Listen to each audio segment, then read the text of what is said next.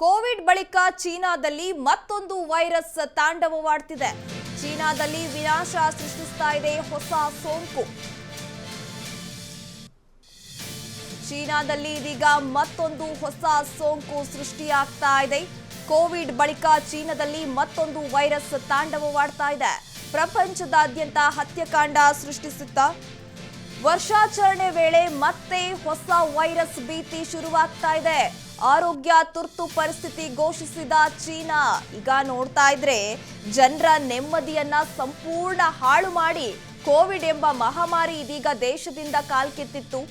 ಆ ಕೋವಿಡ್ ನಿಂದ ಜನ ಈಗ ಸುಧಾರಿಸಿಕೊಳ್ತಿರುವ ಹೊತ್ತಲ್ಲೇ ಮತ್ತೊಂದು ಹೊಸ ಸೋಂಕು ತಾಂಡವವಾಡ್ತಾ ಇದೆ. ಈಗ ನೋಡ್ತಾ ಇದ್ರೆ ಚೀನಾದಲ್ಲಿ ವಿನಾಶ ಸೃಷ್ಟಿಸ್ತಾ ಇದೆ ಹೊಸ ಸೋಂಕು.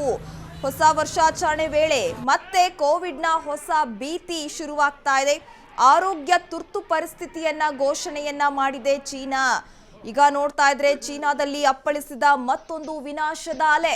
ಈಗ ಕೋವಿಡ್ನಿಂದ ಜನ ಚೇತರಿಸಿಕೊಳ್ತಾ ಇರುವ ಹೊತ್ತಲ್ಲೇ ಮತ್ತೊಂದು ಹೊಸ ಸೋಂಕು ತಾಂಡವವಾಡ್ತಾ ಇದೆ.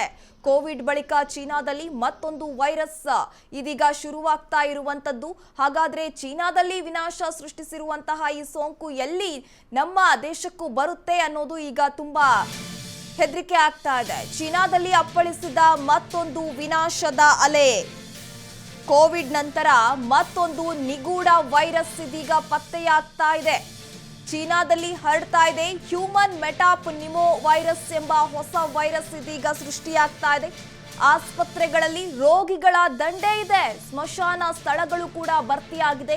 ಏಕಕಾಲದಲ್ಲಿ ಹರಡ್ತಾ ಇವೆ ಅನೇಕ ವೈರಸ್ಗಳು ಎನ್ನುವ ಒಂದು ಭಯಂಕರ ಮಾಹಿತಿ ಇದೀಗ ಲಭ್ಯವಾಗ್ತಾ ಇರುವಂತದ್ದು. ಚೀನಾದಲ್ಲಿ ವಿನಾಶ ಸೃಷ್ಟಿಸ್ತಾ ಇದೆ ಹೊಸ ಸೋಂಕು. ಚೀನಾದಲ್ಲಿ ಅಪ್ಪಳಿಸಿದ ಮತ್ತೊಂದು ವಿನಾಶದ ಅಲೆ. ಕೋವಿಡ್ ನಂತರ ಮತ್ತೊಂದು ನಿಗೂಢ ವೈರಸ್ ಪತ್ತೆಯಾಗಿದೆ. ಚೀನಾದಲ್ಲಿ ಹರಡ್ತಾ ಇದೆ ಹ್ಯೂಮನ್ ಮೆಟಾಪೋ ವೈರಸ್ ಅಂತ. ಆಸ್ಪತ್ರೆಯಲ್ಲಿ ರೋಗಿಗಳ ದಂಡೇ ಹರಿದು ಬರ್ತಿದೆಯಂತೆ. ಸ್ಮಶಾನ ಸ್ಥಳಗಳು ಕೂಡ ಭರ್ತಿಯಾಗಿದೆ. ಏಕಕಾಲದಲ್ಲಿ ಹರಡ್ತಾ ಇದೆ ಅನೇಕ ವೈರಸ್ಗಳು.